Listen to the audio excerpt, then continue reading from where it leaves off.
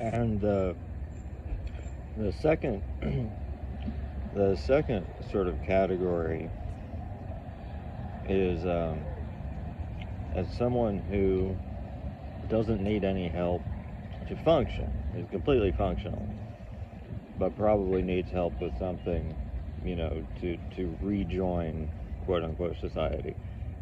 And this would be like, people with drug issues, people who have mental health issues that don't require medication, you know, like anxiety, depression, the mental health issues we all have these days, and I've had for my whole life, but um, and I think the most frustrating thing about this category, for one thing, it's most homeless people are in this category.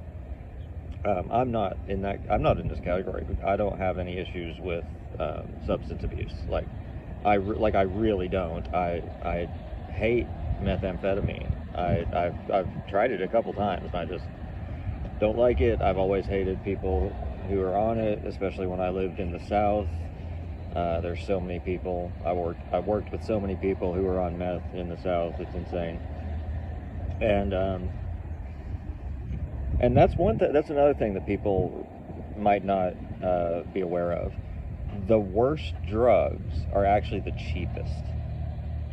Meth and fentanyl are super, super cheap.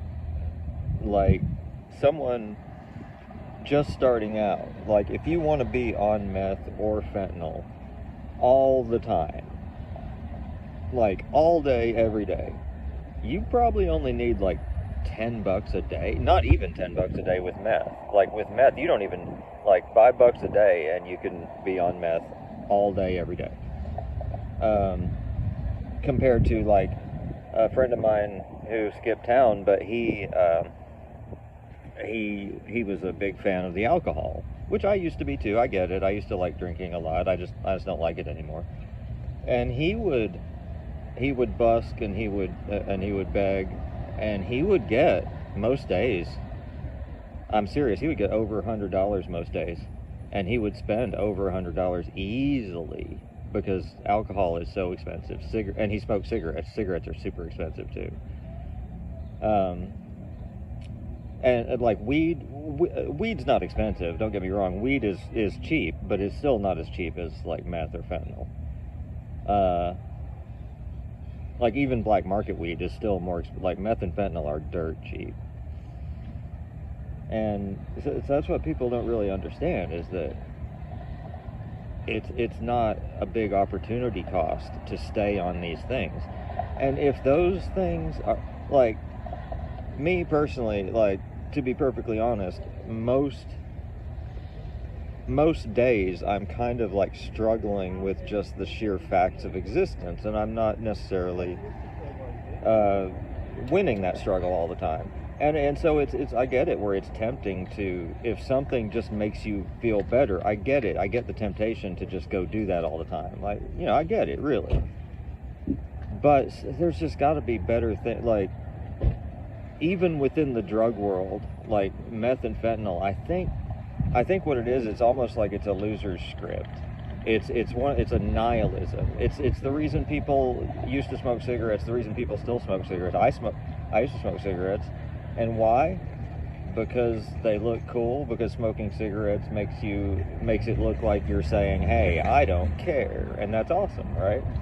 And I think there's an element of that with people doing these drugs that are so harmful and not even that fun. It's almost like, yeah, look at how nihilistic I am, that I'm doing the worst. Because, like, it's funny because people aren't, there aren't people, like homeless people, running around on ecstasy all the time. You could be. It would be more difficult than meth or fentanyl, but it's not like that stuff's impossible to get.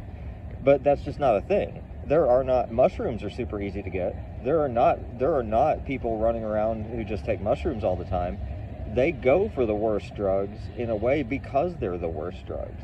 It feels like, and I don't, and that's why I think it's such a unique problem to solve, because it's almost like you can't. You have to make them, like, I know for myself, like, you can't stop doing something unless you want to. Like, anytime I've had to improve myself, like with behavior or with, like, I used to bite my lip, like anything that you do that you need to stop doing, you have to want to stop. And you have to give people a reason to not want to be on drugs. And unfortunately, society just doesn't give people reasons anymore. It doesn't give people reasons to exist. It just gives people reasons to chase, numbers, to chase material, things, to have a place, to have this, to have that. It doesn't give people any, like, just basic, comfortable reason to exist. And that's what's sad, is that's because we could have that. What's sad is that, like, these are things, like, why aren't there more people? Think about this. Why are there not more people who just play music in the street, right? Like, why is it only people who are in desperate situations? Lots of people have musical instruments. Why don't people, why don't we just do that? Why don't people play music? Why don't people put on plays in the park? Without just doing it once a year. It's like, oh, this is Shakespeare in the Park. Just do it every day, man. Like, that's what I don't get, is we've got the tools to make the world so much better and so okay for everybody, and we're just content to not do it. And that's what I don't get, man. That's what I don't get.